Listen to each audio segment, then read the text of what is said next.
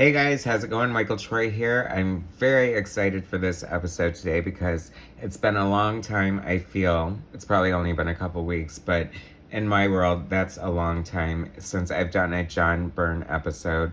And so today we are going to be looking at Superman, the Man of Steel, Volume 3.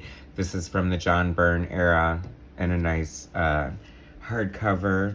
I covered the first two, so if you can't get enough of me, you can go ahead and look those up as well and watch them. It doesn't matter if you watch them in order. I don't care. Just subscribe to my channel, hit like. I'm going to cue the intro, and I'll be right back. FitzTroytv. Comic book art critiques. Snark, pizza, and sarcastic ways. Levels and geeky gaze. Aliens, comics, rule the day. Hurry up and turn that page. MichaelFitzTroy. Okay, guys, so here we go. Superman, Man of Steel, Volume 3, John Byrne, Jerry Ordway, Carl Kessel, and John Beatty. A murderer's row of amazing artists and creators. Superman, Man of Steel, very nice, what do you call it? That's weird, this spine here. That is totally from the cover of Man of Steel #1, except they blacked out his face. I mean, I don't hate it, but if you have John Byrne art, why would you cover it up? Like, bad move, designer. Okay, other than that, I do love these books. They're gorgeous. I had the first two a while back. I think I bought them together. And then this took a while to come out, and then I just didn't order it right away. And I finally got around to it, and I'm so excited. Because whatever, how could I not? Great dust jacket. Byrne art on one side, Byrne art on the other side. Very cool. I can live with all that. Ordway on the back. Props to De Ordster, as he is known, in his circles. Like, I don't think he could walk up to me and I would be like, hey, De Ordster. You know, no, I wouldn't do that. Anyway, ooh, I love this. This is kind of interesting. Okay, so this is from the annual, which is inside Ron FRENZ art, which Ron FRENZ is one of those artists for me. And longtime comic fans know what I'm talking about. Like, probably didn't like certain artists, but now you have like a huge appreciation and love for them. And Ron FRENZ definitely falls into that category for me. And that's a cool shot. I mean, come on. Superman finding a giant ape. Who doesn't want that? So the end papers are lovely. I love that. I'm not sure. I don't think that's recolored, but it could be.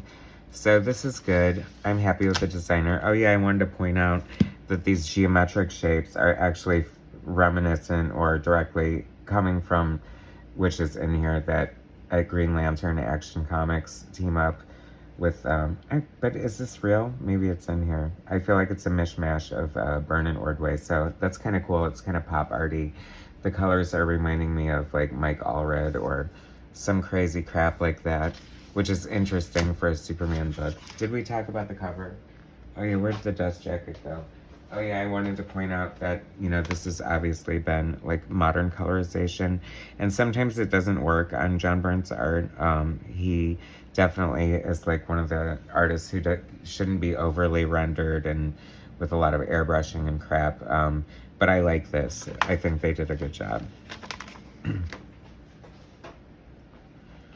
Not that, I mean, I have such a love. There's such a certain charm about, you know, the original coloring, because it's bright and garish, but like it just screams comic books and it's fun. That's why Dick Tracy is such a great movie with its cinematography. So a lot of this is not John Byrne's art, by the way. A lot of it is the other artists who were working on Superman at the time. But like, this is Action Comics Annual 1 from 1987. How cool is that? So like, this Art Adams and Dick Giordano cover is amazing, and I really freaking hate Giordano's arts or inks on certain artists, and I feel like he takes away from Art Adams' art a lot, but I do like this cover. I will give him that he did a good job there.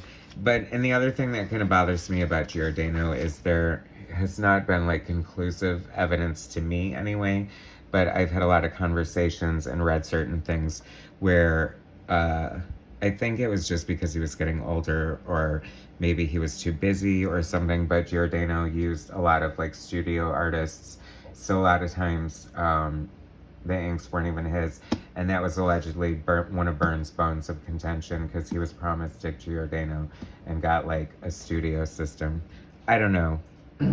That I have to investigate that further. I don't know. But anyway, so I would just make me sad to think like an assistant to Giordano, like basically inked Art Adams. So I have to say the printing does serve this art well, because in the original printing, gosh, I mean, I can see it clearly in my mind, like the really faded black. I don't know if they all printed that way, but not great printing, so it did not help the art, and the art definitely pops more on this whiter, thicker paper that we have for this hardcover.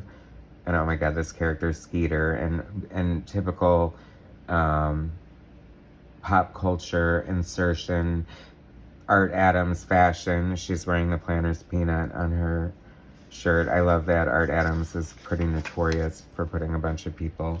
Like, but I have to say, I believe him putting Gumby in the background led to him drawing the Gumby comic for Comico, which was awesome. I don't know if I still have that one. I hope to come across it. Definitely be doing something on that for sure. It's amazing. And that's what I love about Art Adams' art so much. Like, I fell in love with him on the, the New Mutants Special Edition and the X-Men Annual 10, the cover for Heroes for Hope, the covers for Classic X-Men, just like his X-Men stuff was off the chain. Now, his art has evolved a little, no pun intended, and not crazy about his current style as much. I mean, there was just something so special and perfect and unique. This is actually a great page here with the Batman. But what was the colorist thinking? Who is this colorist? I gotta slap him across the face. Petra Scottis. Why are he... No, that's supposed to be blue right there. Am I right? I'm right? But this is really cool. And plus, it's a Batman-Superman team-up. The first, I guess, in this post-crisis world. Great. That is so great. I love it because Art Adams is so super detailed. So to see him use like this sort of Frank Miller Superman silhouette is totally awesome, because you still get the Art Adams anatomy going on here. So cool. I mean, Art Adams is just one of those artists who knows how to draw superheroes how they're supposed to look. Like, that's like such a classic Batman, such a classic Clark Kent, super classic Superman. And then he draws beautiful women and just, I don't know, he's a great storyteller. He chooses interesting angles. Your eye, the art just carries your eye across the page. Don Knotts. See, I'm telling you, he is so rife with pop culture references. Hilarious. And I have to believe, I don't know, because that doesn't seem like something what John Byrne would request as a writer, especially if you're writing for Art Adams. So I think that it was probably a more generic. I would love some confirmation. See, it's funny because one of the reasons I feel like John Byrne doesn't get interviewed that much anymore, unless you're Chris Avila, or Michael Avila, sorry. Who the F is Chris Avila? Anyway, because he gets asked the same questions over and over again. And I would ask him, like, the real interesting stuff. The stuff I want to know. Did you tell Art Adams to put Don Knotts in Batman and Superman Action Comics Annual 1 in 1987? And he'll be like, you are effing crazy. I mean, come on. Oh my god, this is so cool. And this is, like, instantly ripped off by Mike Mignola. Or who stole from whom, I wonder, because they sort of came up around each other, and I don't know. I mean, that's a shadow, like a cloud effect born of, wanting to make your deadlines. I feel, it covers the feed. There's not a lot of detail to it, but in their defense, like, it's so super effective, and I love it. And see, this is where I think it suffers a little bit from Giordano's inks. Like, I don't know, his lines are a little heavy for Art Adams, in my opinion, but, I'm not saying that I hate it, and I do appreciate it more than I used to. That's so gross. I don't know. It's so funny. I feel like this stuff doesn't fly as much today. I mean, this is super violent for a freaking Superman and Batman comic book. I mean, if I were a kid buying this, well, I don't know. I probably would have thought it was cool, but it's a little harsh. A little harsh. Oh, and this is the best ever. I'm gonna go ahead and spoil it for you. I don't give a crap. So he's all, uh, your men are free to leave, but I'm gonna go ahead and stick stakes through the hearts of all these vampires before sunset. I mean, dark, that puts the dark and Dark Knight. Don't you agree? Okay, so here is the annual, and it's funny, I don't know why I didn't buy this. Like, I don't know if it was a constraint on my allowance or what, but I didn't buy because I was buying Marvel and DC at the time, and I feel like Marvel was my priority. So I probably would have bought all the Superman by Byrne and Ordway, and then sort of like whatever on the rest of it. And now I wish I would have got it. But hey, I have it here in this collection, and I get to see it for the first time, and it's so cool. I love it. Ron Friends is like, I mean, I remember when my brother read, perhaps it was Peter Parker, the Spectacular Spider-Man that he drew, and one of the Spider-Man books, and it was always so.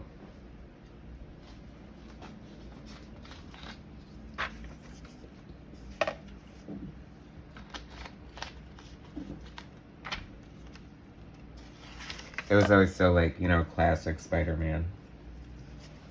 And so we get classic Superman.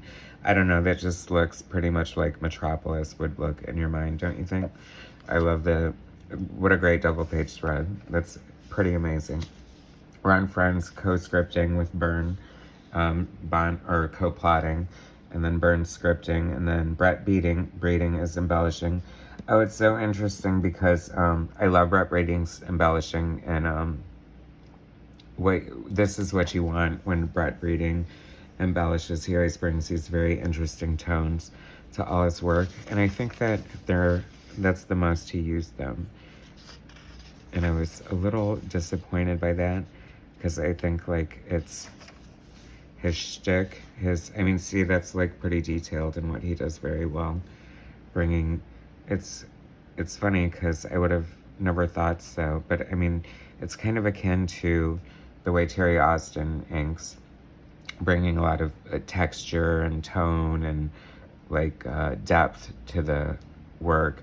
And I think that's why inkers have in a lot of ways gone the wayside and are less appreciated than they used to be because you know, with the rendering of the computer coloring, you don't really even need to add like this kind of shadow, so why would you know, use this tone or whatever, unless you're doing a callback to that kind of art. And I love it. I think screen tones are one of the best things to ever happen to printed artwork.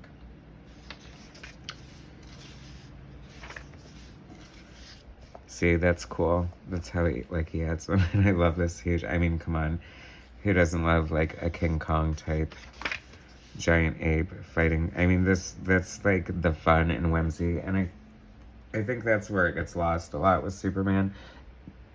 And I think that's why John Byrne's run on Superman is one of my favorites, because it's, you know, he loved the Christopher Reeve movie a lot, and I feel like the spirit of that is definitely in there, but he, you know, still portrayed what is just fun about, if you look at Superman from a science fiction sort of like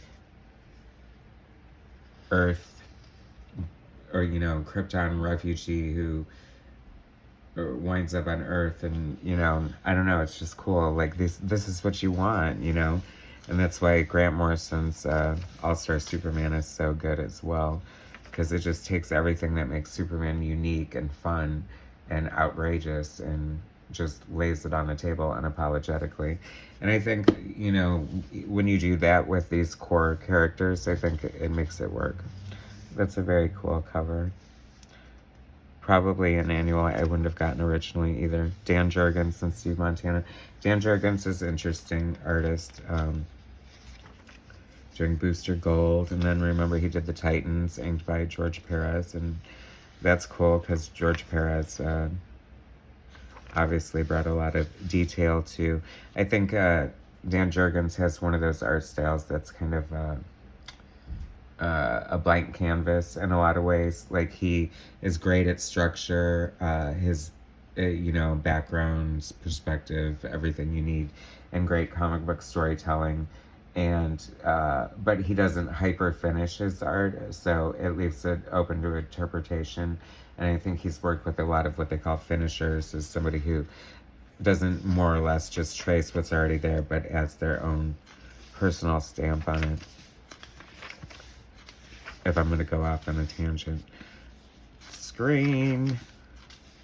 Love it. See? Like, come on.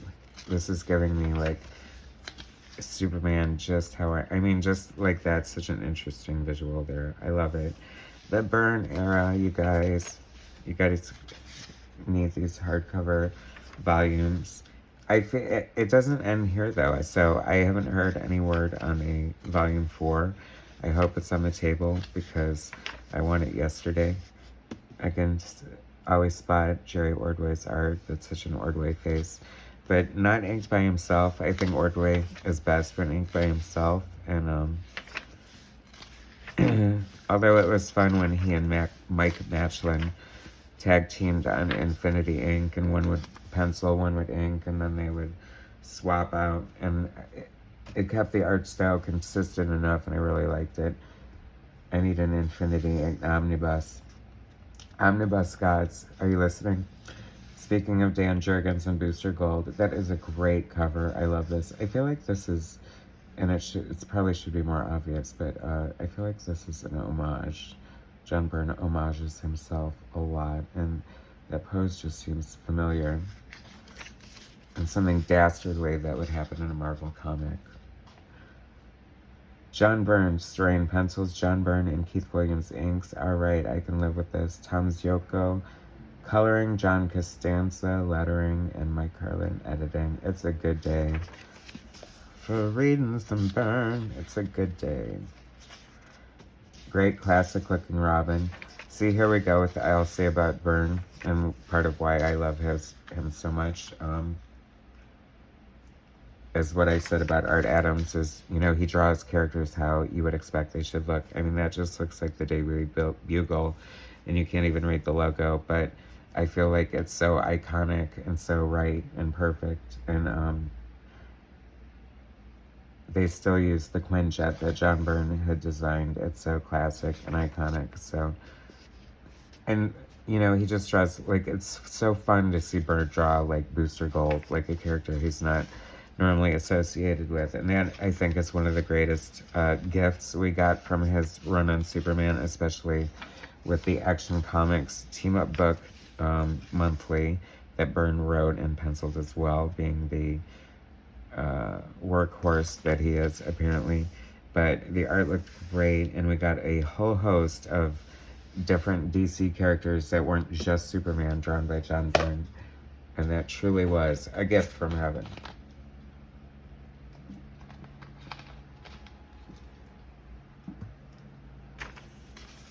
And then we get an issue of Booster Gold. I guess this was Twin Terrors. How funny, how 80s, how classic.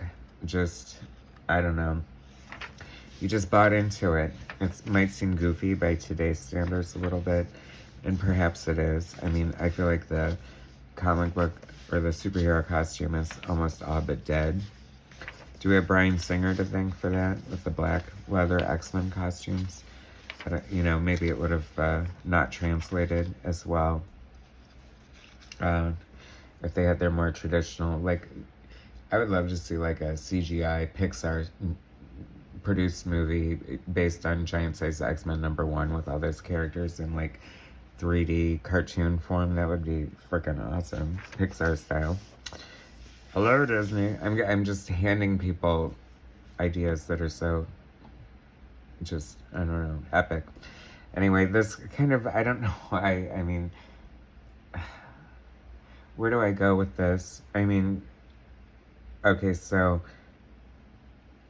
in like today's standard, this would like easily be a woke cover, maybe because he's dating a cripple, but he just thinks she's crippled, and I don't even think cripple is the right word. Handy capable, is that right? And she's not, though. She's a mermaid, so that brings on a whole new bag of problems. Isn't that crazy? Okay, let's get into it. John Byrne, writer, penciler. Carl Kessel, inker. Yes, I love Carl Kessel's inks on Terry Austin. He's definitely in the top 5 Byrne inkers, right up there with Terry Austin. Maybe Jerry Ordway is one of my favorite inkers for Byrne. Even, I'll have to think about that one. Byrne himself, I should count that. I don't know, this is just all kinds of wrong and funny. Like, what is this, the frickin' Little House on the Prairie when she flew down the mountain on the wheelchair. I mean, and then she flies out. I mean, this is so over the top, but I kind of love it. Oh, one thing I also wanted to point out is he's meeting this guy from presumably Atlantis, and he's just chilling, waiting for him with his long sleeve, like, peasant blouse with a big butterfly collar, which I don't know is what the material is made out of, but it acts just like dry cloth outside of water. Could be anything. John Byrne always draws so many great backgrounds. He draws freaking perspective. He draws, I mean, he's a great classic comic book storyteller, just like I was talking about with Art Adams. That is too much. I love this. This octopus, I'm sure helping her out. Like, an octopus wouldn't attack a mermaid, would they? Did you guys watch My Octopus Teacher on Netflix? Such a great documentary. Like, I know it sounds insane, but it's so worth checking out. That is a really cool shot of Lori Lemaris. Any Lori Lemaris fans? Like, I can't imagine throngs of you. But I don't know, whatever. Kind of wacky. Kind of John Byrne's way of including things that he didn't want to go by the wayside, perhaps, and bringing them to this generation of Superman through slightly new or different eyes. So good for that. Silver Banshee, I freaking love Silver Banshee. What a great character design. Very Dia de los Muertos, one of my favorite holidays. Such beautiful art and images, and that sort of reminds me of that. But then again, she also has like a classic, like, Hello Dave Cockrum. She has like the thigh-high boots, and then like the long gloves, and sort of the split opening. I mean, this could very well be a Dave Cockrum design, and it was not. But hey, whatever. I don't know. Byrne did it first, right? That's such a great shot right there. I love that. That's like, if you had to pick a Byrne sort of trope, or like, not in a bad way, just things like are instantly recognizable as like Byrne angles or Byrne poses, I would cite this as one. Like the character walking along the bottom panel from a side view. But it's a great side view. It's beautiful. I love that. Did I say, oh no, John Byrne and Keith Williams. A stellar art team at that. Such great, beautiful books. They also have the 3-volume Wonder Woman books by Byrne that I've covered also on this channel, if you can't get enough of me. And they're totally worth having. Love them. Just for the printing alone, like, I feel like this is much more how the inks were meant to be seen. The printing has improved so much since the original printings. And once I get to my Superman comic books, we'll have to visit that as we revisit it, and it'll be fire. Great screens there.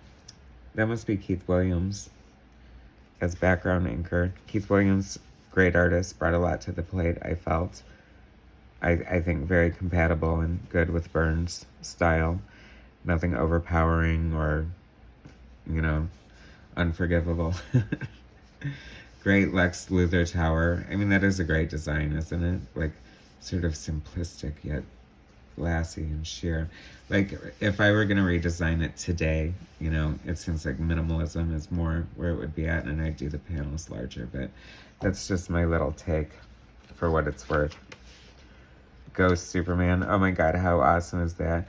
Byrne was killing Superman before Superman was dead. How do you like that? This I would definitely cite as another Byrne trope. Like, I can definitely see this angle and this sort of pose. Like, a lot of times the last page of his issues. You guys all know what I'm talking about. That's great there. That is so cool.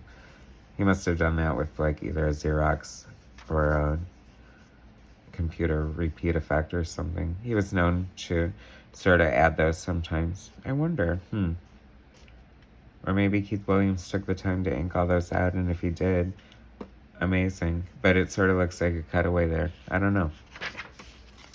Would love to see the original art. I don't think DC is really hot on these artist editions, which is a big shame because they are depriving the fans of some really beautiful art. There have been a few John Byrne, and the artist editions, if you aren't aware, are scanned from the original art, so it's basically, it's not like a photostat, like nothing's falling out, it's a scan. It's like if there's a coffee stain on it, you will see the coffee stain. If notes to the editor, pieces of scotch tape, overlays, like they're freaking amazing. Like, it's beautiful. Like, it's the closest a fan will ever get to seeing the original art and holding it in its hand and printed at original size. They're tremendous. They're gorgeous. And apparently DC, even though they've done some, has not done any. And if the reason was that they wanted to do their own, I'd be cool with that. But as it is, they're just not hot to make these deals right now. And who knows where Marvel stands with a lot of their books seem to have been canceled. IDW's Marvel books were all seemingly canceled. I don't know if that means they want to do something similar. Look how gorgeous that is in-house. Great. To see, this would be another Byrne'ism, like an exploding vehicle, all in great use of negative space. Look at all these blacks. That's kind of like, can't you just see the Phoenix ship? Remember when she turned on the X-Men and exploded the Quinjet? Or not a Quinjet, the Blackbird, I guess they were in. Totally that. Great job. And this isn't Terry Austin? Nope, Carl Kessel. See, very underrated. Like, some people don't know what's up, but Carl Kessel was such a terrific inker for John Byrne. Very concise. Very, love it. I would love to see it back to the artist edition. Oh my god, how amazing must this be? Original art. Great. I mean, what great storytelling. You know, John Byrne's style is so open and airy and light, and then he just pulls a page out like this. Like, this is reminding me. See, I'm lumping all of Byrne's art together, but it's just when you know and love an artist so much, you sort of pick up on, I mean, God knows I don't know his thought process, but just, I don't know, certain Byrne'isms. And, you know, that's sort of like the Wolverine in the sewer image for some reason. Anyway, I just love Byrne's art. This is funny here. I love that he included some kind of humorous things. There's just something funny and like 80s comedy about her ripping open his shirt to, you know, reveal that he is Superman and just revealing his hairy chest and nipple. Laugh riot for days, right, guys? Byrne, Ordway, and Beatty. I'm not gonna lie. I love John Beatty's inks. I'm not sure that 100% they're working here. They look a little chunky. I love Ordway's pencils, and they just seem a little more refined. Although that's kind of fun there. That's giving me a little bit of Jerry Siegel and Joel Shuster. So perhaps that was what they were going for a little bit. But that looks a little more like we're returning back to Jerry Ordway territory here. But not as crisp and detailed as Jerry Ordway normally is. and not as crisp and detailed as I feel Beatty's inks normally are. You know, Beatty inked famously Mike Zeck on a lot of beautiful covers and just artwork, Wolverine, Captain America, kind of Punisher stuff that we all know and love, right, guys? See, I always loved and appreciated about Jerry Ordway's art, and the inking is really good here. It's like he provides such lush textures, like just like the shading and through here. It's just amazing. And the birds flying out. I love it. You know, it's totally, it's a one, you know, a splash page, one panel image, and it's still telling a story at the same time. And like the way the fence is reverse inked, kind of like that, is gorgeous. Like totally Byrne writes in. I appreciate this so much, and the texture and the grass. This is what I love. Like an artist just like really taking the opportunity to show off their skills, penciler and inker both in this situation, and just like pull out this gorgeous page. And I love the big rumble sound effect. This lets us know it's a comic book, and we love comic books. Did you hear Glory, Glory, Hallelujah, Hallelujah playing in the background? Because it was. John Byrne with Keith Williams. What a freaking awesome Spectre. How cool is that? Oh my god, I love that so much. I feel like this should be turned upside down just so we can appreciate it a little more. Oh my god, that is so freaking cool for some reason. It's just like classic superhero. I would love to see that. I mean, come on. Could they not make a cartoon animated in Byrne style? Maybe they should wait till he's dead. Or maybe they should get him in on it. Like, bury the hatchet, people. You only live once. He's 70, 71. And he is still going strong during X-Men Elsewhere. This is so cool. I love this. I love this white effect. This is just so much fun. It really shows off Byrne's art, and it is like such a visual treat. It's just a fun story throughout. And is that the Manhunter? I love that. That is so great. And the pink progression back to color, and the Manhunter like ripping apart. That is so cool. Like that is a great John Byrne splash page right there. The art looks just absolutely beautiful here. I'm very impressed. The printing is just so crisp and great. And I love, love, love, like, oh, the colors look fantastic. And look how round the Green Lantern's butt is. Just a bonus. Story and pencils, John Byrne. Inks, Carl Kessel. Perfect. I love Carl Kessel. That is such a classic looking Green Lantern. I love this. This would be a great anything. Tattoo, poster, t-shirt, comic book page. You know. This, it's funny, I have a new appreciation for this. This is how it was meant to be seen. Because in newsprint, when this is like not as black as it should be, this looks a little strange. But maybe now I can akin it to like Herbie collages or something. So I appreciate it for that. See, this is just showing off Carl Kessel's skill as an inker to use a brush, most likely, to get these like beautiful lines here. That is so gorgeous. I'm jealous. I mean, I just feel like such a shitty inker, but whatever. I struggle with line weights, so if anyone has any advice, feel free to share it with me. What do you use on Procreate? I've been inking with the syrup pen, and I like it because I feel like it's super black, but it tends to make my inks a little heavy-handed. But if I do it too low, it doesn't show up. So what do you guys think? Oh my god, look how awesome this is. This is another Byrne trope, and we love him for it. It's like the huge, like epic mechanical structure. And he has just this way of doing like a lot of it's like big open spaces. So he's controlling the negative space to give us what looks like this freaking epic, like star sweeping, uber detailed fortress in the sky, and I just love it. And there's like zipatone under here with a color hold, and all these Kirby crackle. I mean, that is, and this isn't even the whole page. We still have a page with humongous testicle-looking mushroom sacks growing out of the forest. Anyway. Love it. I mean, this is classic superhero stuff. Just, you know, Superman has all these powers, so you got to just keep him on his toes and keep him tested. And I mean, come on, who doesn't love the classic Green Lantern uniform? I thought it was so stupid when they took away the pants and just turned it into a V underneath. I mean, it just seemed like, why? I don't know. Am I stupid? Am I dated? Like, do they look silly? Is that why they're no longer there? I think they look fantastic.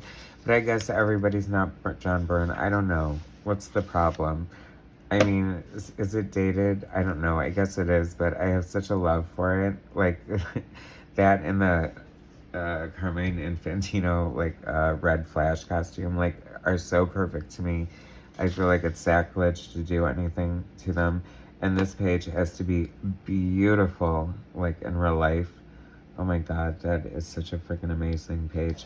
I mean, if anyone ever doubted that Carl Kessel was a good inker for John Byrne, show them this page. That is beautiful. Praise due, praise be. What the hell is going on there? Were the little blue guys getting it on with? Yes, it's right there. And I was so busy looking at the art. Well, that's like beyond cool. Oh my God, I wonder, like, there had to have been some sort of trickery to get like that sort of perfect symmetry. There is no way that, I don't know. Once again, would love to see the original page there. Very cool silhouette. Love it. I love that.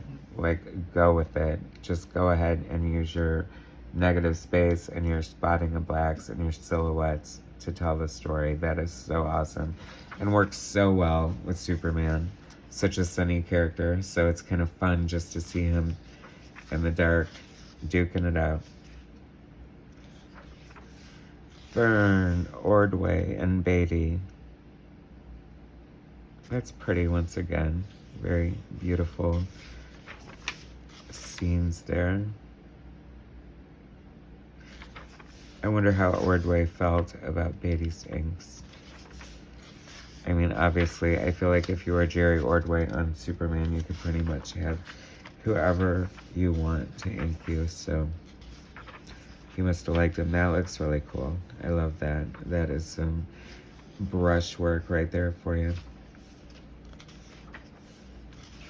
What was this gangbuster? That was that was kind of a weird character. I think created by Marv Wolfman. I'm like, are you out of gas, sir? Last stop, gangbuster. Oh no, did Gangbuster die? Well, he had to die. No, I'm kind of sad. I'm sorry, Gangbuster. They should bring Gangbuster back into the rebirth, new birth, afterbirth, whatever it is. What does it know anyway? DC, anything goes. I'm fine with that. I think any universe you can pick from, and even the Detroit Avengers, not Detroit Avengers, Detroit Justice League. John Byrne and Leonard Starr, and with Keith Williams, and I'm guessing Leonard is doing the figures, and I guess he's the anti-artist or something. So this reads very much like a romance comic book, and I love that, because, you know, you can't say John Byrne didn't do it at all, and there's just such a softness and a prettiness that he's added, especially to the depiction of Lois Lane during Byrne's run. She's, you know, sort of a take no prisoners, kind of no holds barred kind of gal. So it's kind of fun. I like the eyelashes. I mean, one could argue it's a little Vince Coletta-ish, but not that relentless. So It's definitely appropriate for this story. I'm trying to be nice here. Like, I'm not loving it. No, I'm not hating it. Like, it's good. It's fun. It's fine. It does sort of alter and take away a little bit. Like, I like an artist who, like, sort of enhances. Like, that changes. And who knows what the pencils look like. But if they look like how Byrne normally draws, I would say that is very changed. And because you can tell those are very typical Byrne poses. Like, I can see this as a stock thing here. Just, you know, you have to have, you know, you're drawing 2 monthly books, you have to have some sort of tricks up your sleeve, right? Especially if you're telling a similar story or just in a manner that you're accustomed to telling a story. But then there's fun ones here. Like, for anyone who bitches about comics without backgrounds, I think that that's kind of a fun way to do it, because then the kitchen kind of offsets it here, and then, you know, whatever. I just think it's fun. I just think it's one of the fun ways just to tell comic book stories.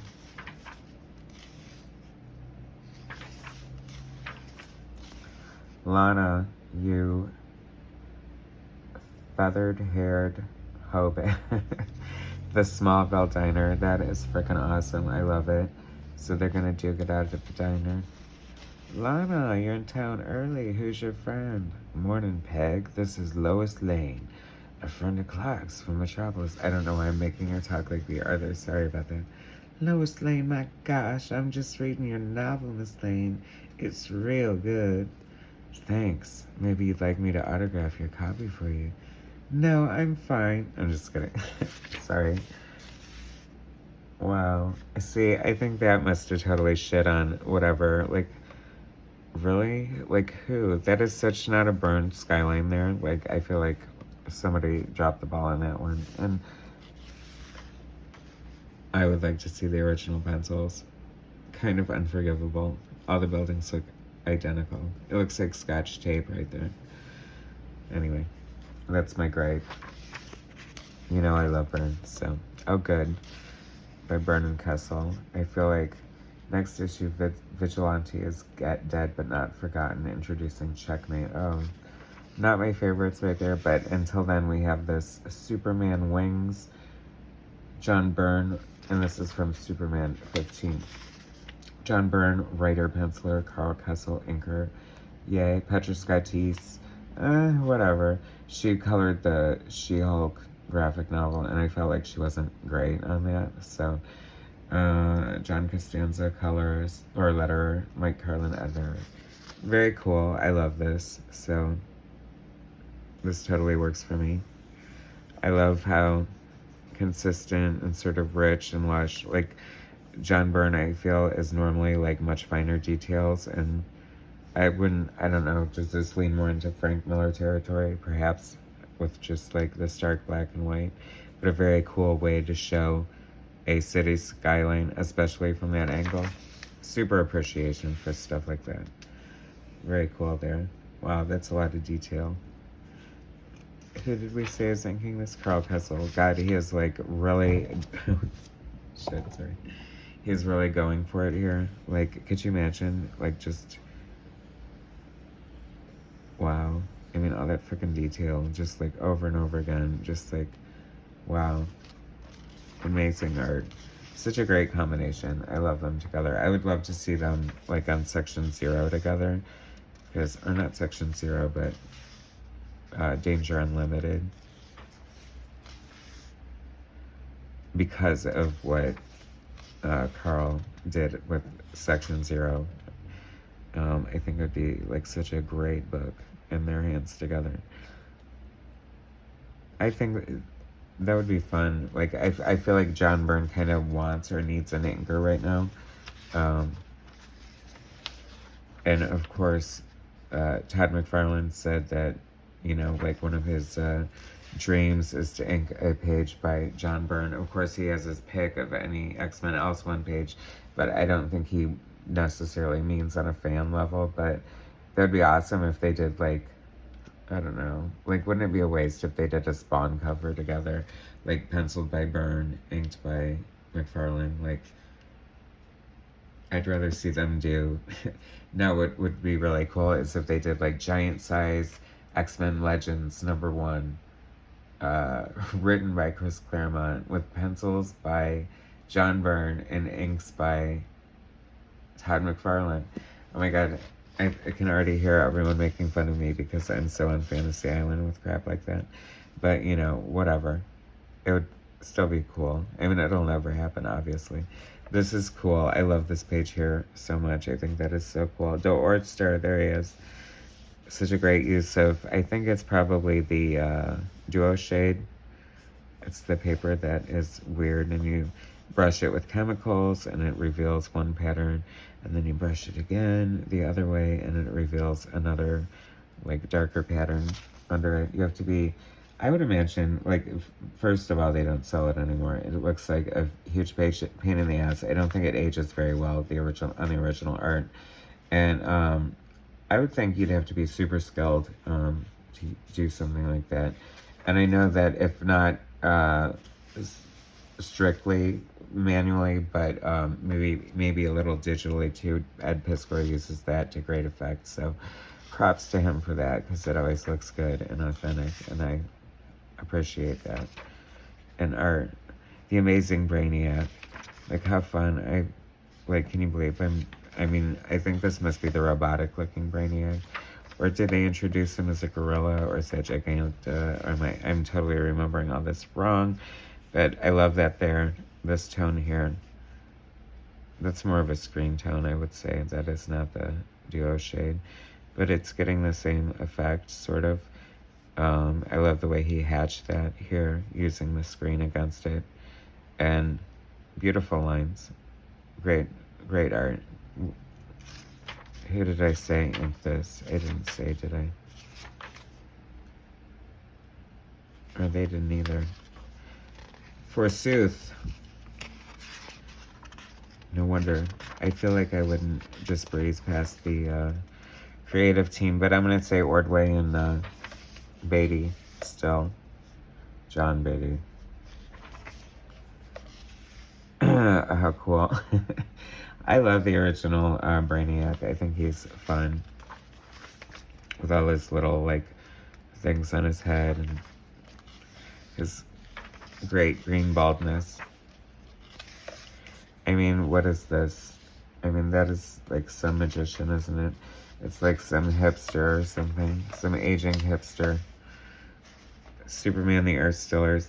Wow, I mean, John Byrne, like, apparently pulled as Stephen King, and it was just, like, banging out Superman like there was no tomorrow. Because he did the Superman Monthly, he did Action Comics, he wrote, like, The World of Krypton, he did the annuals, and he did, like, a couple specials. The Earth Stealers. This is really special because John Byrne wrote it, Curt Swan penciled it, and then you got inks by Jerry Ordway with colors by Bill Ray, and the art is gorgeous. And I love Curt Swan's Superman. I really loved Whatever Happened to the Man of Tomorrow. Curt Swan, inked by George Perez. That was truly amazing.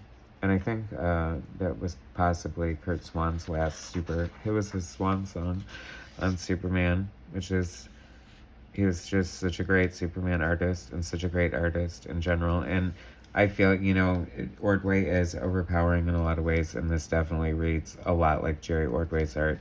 However, I think he embellishes quite well and brings a lot to the table.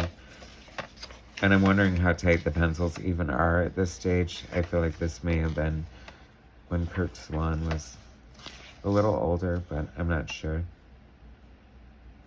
That is a great splash page. That is beautiful.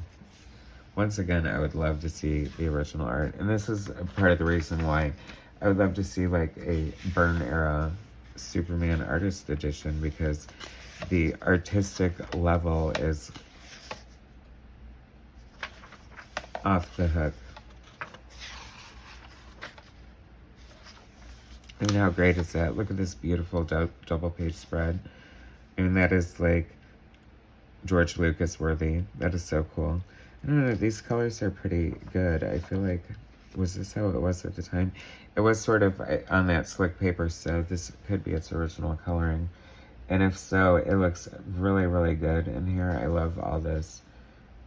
Either way, the coloring is just beautiful. A lot of times it doesn't work when they recolor it, but I'm going to say this might be the original colors. Because Bill Ray sounds right. Like, I couldn't, if they recolored it, I could imagine he would have been the one who had done it. But, oh no, this looks like authentic to me, because I do have this. Wait till I'm telling you when I get to my Superman collection. It's going to be fire. Great villain there. I love it. It just seems so random. He's looks like some sort of golem. But very cool. Like this, not exactly what you would expect out of Curt Swan. And like what they... I can't even describe his look. He's like the male Grace Jones with a thong almost. Or like whatever. And kicking cute boots. He is whomping ass on freaking Superman. Actually, that's pretty cool. I would love to see like that in a movie. That'd be cool. That's a freaking interesting looking character too. I mean, this is just all craziness and just like, this is part of John Byrne's legacy here. He wrote it, by the way. Isn't that sweet? This really is fun art by Curt Swan and Jerry Ordway. Oh my god, that is so cool. I love that. See, what's a little disappointing, and Byrne fans will agree with me, is I would more like a John Byrne omnibus with just like all his Superman stuff together. Like, this seems so mixed and matched. I do appreciate these sort of who's who pages here. Great Mike Mignola. He was like born to draw Silver Banshee. How cool is that page? Oh my god, this looks amazing in reprint too. This printed. Actually, look how cool Lori Lamar is. I love this about this who's who, how they did the main figure in color, and then the color hold in the background in black and white, but you know, with the color obviously. And I love that effect. I think it, you know, they were able to tell a little bit of a story and an origin and comic books. You know, I appreciate what they did in the official handbook of the Marvel Universe, but you usually just got a stock shot at the character. It was more like, you know, an instructional manual. And this, of course, is a little more DC, heartfelt, and, you know, interesting, because it is still a comic book, so it tells a story in the background, and I always love that about that. I felt like you got more bang for your buck that way. Oh my god, it's over. Can you believe it? Long-ass episode. If you guys watch this whole thing, God love you. I'm sick of myself. Anyway, thanks so much for watching.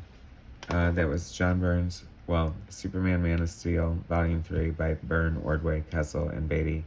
Amazing. You need it in your life. Totally worth getting. Volume 1 and 2 as well. Let's hope for Volume 4. Anyway, guys, thanks for watching. Please subscribe to my channel, hit like, share my content, and I'll bring you some more later. Thanks, guys.